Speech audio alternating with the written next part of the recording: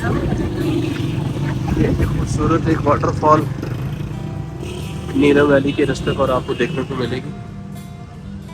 काफ़ी टूरिस्ट यहाँ पर इस टाइम इस वाटरफॉल को एंजॉय कर रहे हैं।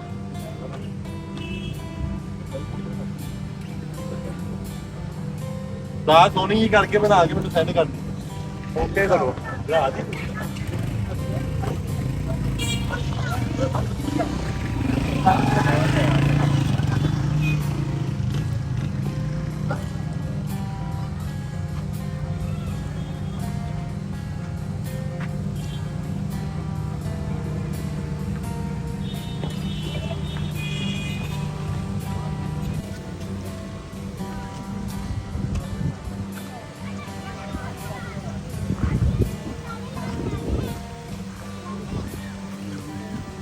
अगर धानी वाटरफॉल देखना ना तो आना चाहिए।